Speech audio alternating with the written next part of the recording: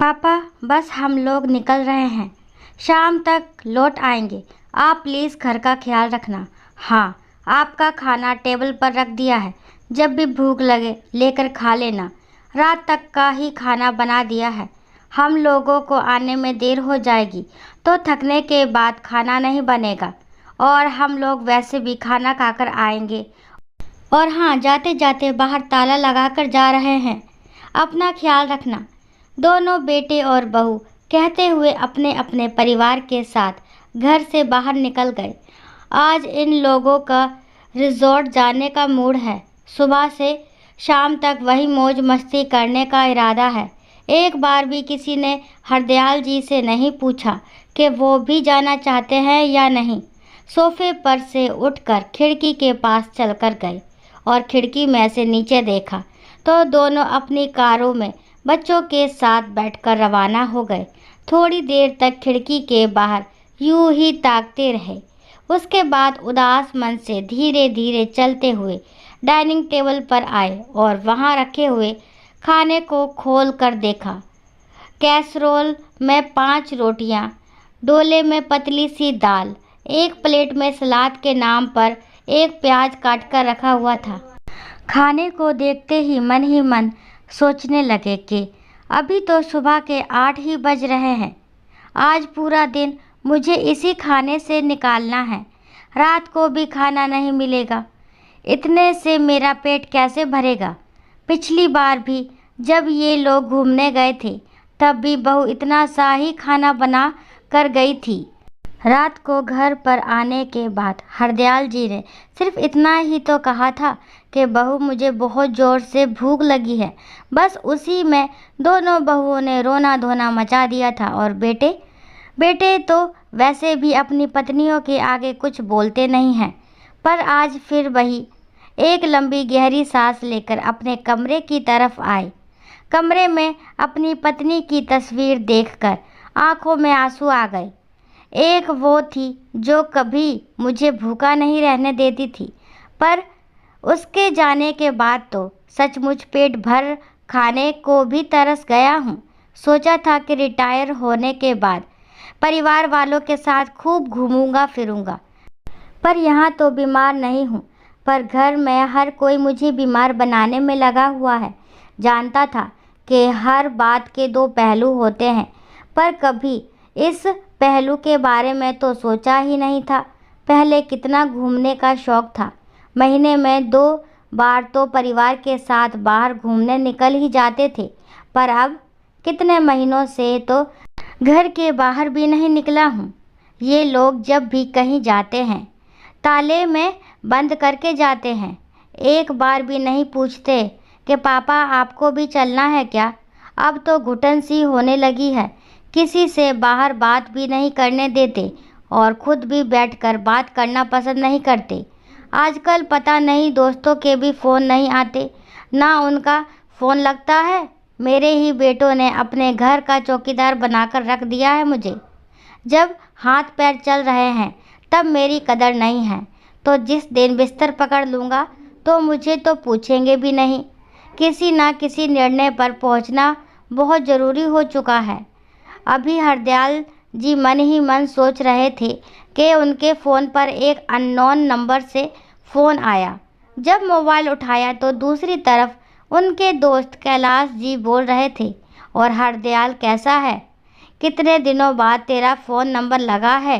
अरे कैलाश, आज इतने दिनों बाद तुझे मेरी याद कैसे आई। भाई ये पूछने के लिए कि कब तक भाभी के जाने का गम बनाएगा। कुछ आगे का सोचा है कि नहीं।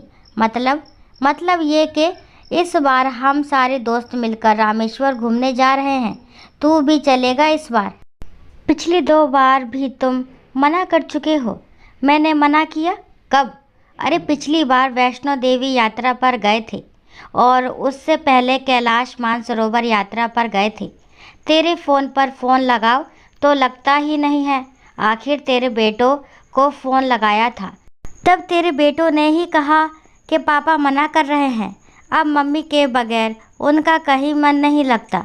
इस बार मैंने किसी और नंबर से फ़ोन लगाया तुझे। कमाल है, ये नंबर तो लग गया। सुनकर हरदयाल जी हैरान रह गए। उन्हें तो बिल्कुल पता नहीं था कि पहले भी 2 यात्रा जा चुकी है।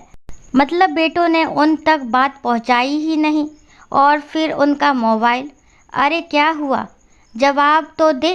अचानक कैलाश जी की आवाज़ से हरदयाल जी की तंद्रा टूटी। अरे हाँ, इस बार ज़रूर जाऊंगा। कितना क्या पेमेंट देना है वो बता देना, मैं डिपॉजिट करा दूंगा। चल मैं तुझे अपने व्हाट्सएप ग्रुप में शामिल कर लेता हूँ और वही सारी डिटेल भेज देता हूँ। और रही बात पेमेंट की, वो तू बाद में दे देना, कम से कम तूने हाथों की। वैसे भी हम कल ही रवाना हो रहे हैं और तेरी टिकट हमने पहले ही करवा ली थी। अगर तू फ़ोन नहीं उठाता तो हम आज तेरे घर आ जाते। अच्छा ठीक है बाबा, पर डिटेल आधे घंटे बाद भेजना। चल फिर फटाफट से तैयारी कर ले, कल सुबह ही निकलना है, कहकर कैलाश जी ने फ़ोन रख दिया। कैलाश जी के फ़ोन रखते ही हरदयाल जी ने अपना फ़ोन चेक किया। हरदयाल जी के अधिकतर सभी दोस्त उसमें ब्लॉक हो रखे थे। उन्हें याद आया कि पिछली बार बच्चों को मेरे भरोसे छोड़कर चारों ऊटी घूमने गए थे। देखकर हरदयाल जी का दिमाग चकरा गया। इतना बड़ा धोखा। कुछ देर तक आंखों में आंसू लिए अपनी पत्नी की तस्वीर की तरफ देखते रहे। फिर आंसू पोंछकर सबसे पहले हरदयाल जी ने अपने सारे दोस्तों को अनब्लॉक किया।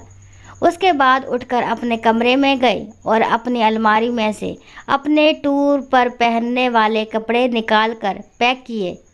अपने स्पोर्ट्स शूज़ निकाले और उनकी धूल साफ की। कुछ कैश और आईडी अपने पास रखे। मोबाइल पर अपने अकाउंट चेक किए। अपनी दवाइयों का बॉक्स रखा। जितना समझ आया उस हिसाब से पैकिंग कर ली और इंतज़ार करने लगे दूसरे दिन का। रात को जब बच्चे घर आए तब तक हरदयाल जी सो चुके थे। किसी ने भी उनके कमरे में जाने की जहमत नहीं उठाई। सब अपने अपने कमरे में जाकर सो गए। दूसरे दिन जब बेटे और बहुएं चाय पी रहे थे तो हरदयाल जी तैयार होकर अपना बैग लेकर बाहर आए। उन्हें देखते ही बड़ा बेटा बोला, अरे पापा, आप कहाँ चल दिए? मैं अपने दोस्तों के साथ रामेश्वर टूर पर जा रहा हूँ, मेरा भी टिकट है। हरदयाल जी की बात सुनकर चारों बेटे बहू एक दूसरे की शक्ल देखने लगे। बड़ी बहू बोली, पर पापा जी, आप ऐसे कैसे जा सकते हैं? बच्चों के एग्ज़ाम शुरू होने वाले हैं और हमें भी बेंगलुरु के लिए रवाना होना है। मेरे मौसा जी के बेटे की शादी है। बच्चों को हम किसके भरोसे छोड़कर जाएंगे? आपने सोचा भी है? छोटी बहू ने भी कहा। और क्यों फालतू के पैसे खर्च करना?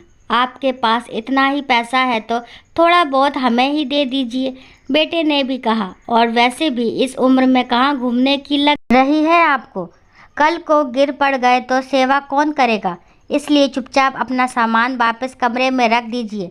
बड़ी बहू बोली, मुझे ऑर्डर देने वाली तुम कौन होती हो? बड़ी बहू, तुम लोगों ने मुझे अपने घर का चौकीदार समझ रखा है, जो अपने बच्चों को मेरे भरोसे छोड़कर चले जाते हो। तुम लोगों की हिम्मत कैसे हो गई मेरे मोबाइल से मेरे दोस्तों को ब्लॉक करने की? पापा, आप गलत समझ रहे हो। वो आपको कोई डिस्टर्ब ना करे इसलिए ब्लॉक किया था। अच्छा, मेरे आराम का इतना ही ख्याल है तो अपने बच्चे खुद संभालो।